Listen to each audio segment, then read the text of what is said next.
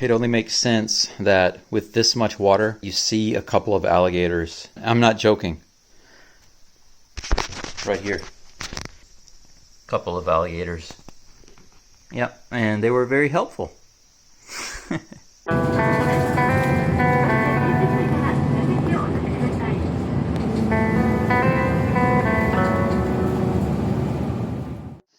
Yosh! New blade. Carbide tipped. It's supposed to not be affected too much by the stone and stuff like that, so let's give it a try. I'm starting to get some grass all over me, and I'm wondering what they're going to think about me when I get on the train. I'm not worried too much about the bus, but when I get on the train and I head back towards the city, they're probably going to think that I'm a homeless guy or something. Homeless foreigner in Japan. Oh, wrong side.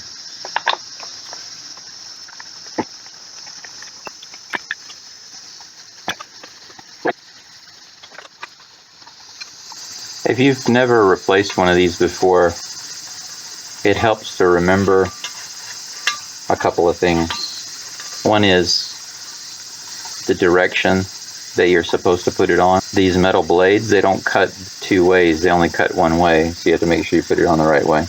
The other thing is, when you take this bolt off, the threads are reverse. You don't go clockwise, you go counterclockwise, and if you want to loosen it, you go clockwise. It keeps it from coming off.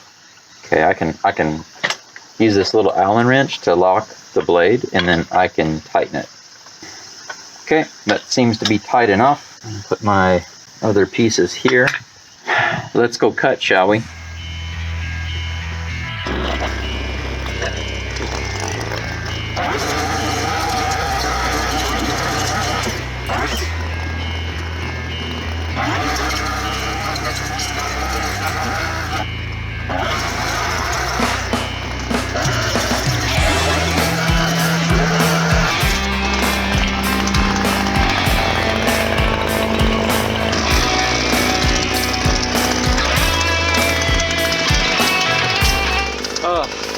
I move over to the right a little bit.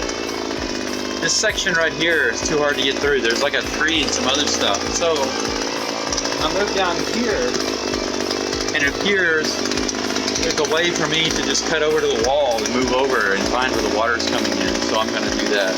Just need to find another spot to set the camera. Ah, here looks good. Have it setting on the house. Alright, round 2, round 3.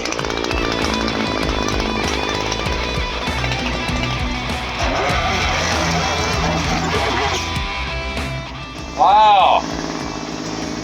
Lots of water right here.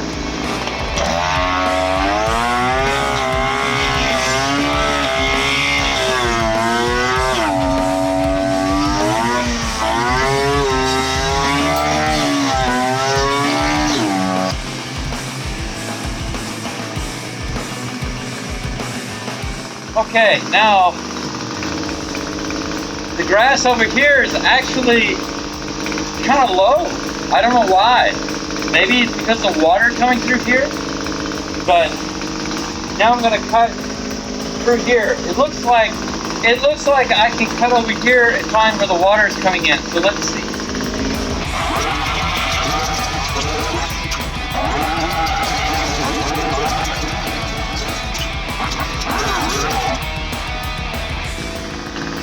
I keep hitting this fabric. There's some right here along this wall, and it looks like they put some kind of fabric or netting up here by this wall. I'm trying not to hit it, but when I do, it gets tangled up in the blade.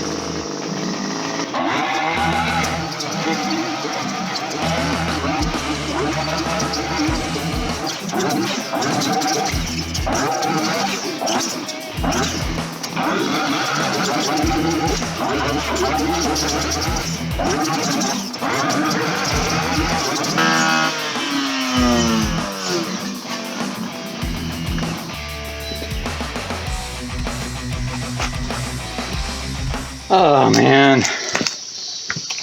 Okay.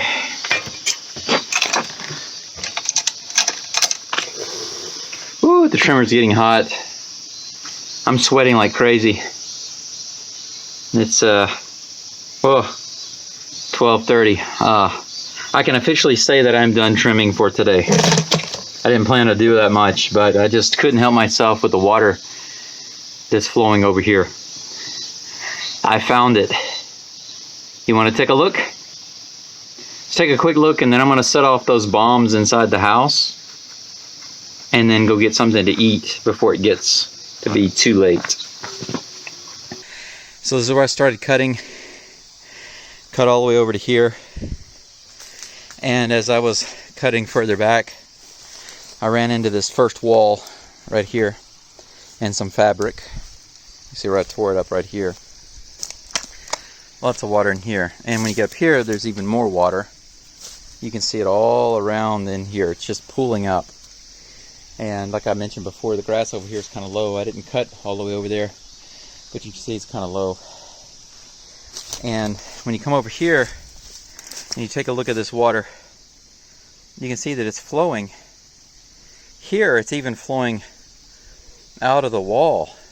So some water is coming from here, but that's not the sound that I hear. So I kept cutting. You see more fabric here that kept getting tangled up in the blade. And then lots more water over here. In here there's a lot of water under that grass. It's just pooling up. And here you can hear a little bit of the water running, right?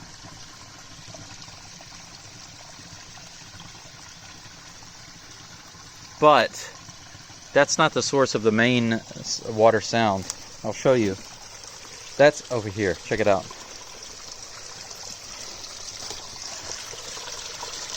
Here we go. This is the main wall, the back of my land, and you can see that there's just water steadily coming out of there.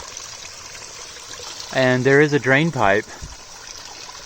Hard to see in the sun with the sun behind me, but there's a drain pipe right up here, and it's just got a trickle of water coming out of that, but most of the water is coming out of here, out of this section. So definitely, I mean, here's the wall, and then right over there is the house. The good thing is no water is getting from here all the way to the house, but you can see it's going right up to the concrete, right? It's just my entire backyard is filling up with water. Whenever it's not raining for a long time, it starts to dry up a little, but back here it's always wet. It's never dry. So it makes me wonder, is this just an underground stream? I know that it's rained a lot lately, and so it feeds this, but it's still, I can still hear some water running even when it hasn't rained for a while. So I think what I need to do is get up here, cut over to this spot and look around. If I don't see any water, that means this is just coming from underground. And if that's true, then maybe I can collect this. I can have the water tested. If it tests out well, or well enough, then I can just filter it and use it as my drinking water, my bathing water, and all of that, washing and everything. That's pretty cool, huh? Can you imagine? If this is the water I'm able to use for my house, that means I have free mountain water coming right into my backyard, literally. Wow, so much water out here. Several months ago, I was like wishing that, I wish that I had a water source that just came up right to my backyard. Now, that's great, but of course the main thing is getting all of this grass cleared out and creating a place for that water to go to. And of course, one of those places quite possibly can be right into a water container for me to use in the house, which I can set up right out there. Or maybe I can convert the bathhouse into that purpose, and then I can feed it directly into the house. that point, I have fresh water. Great.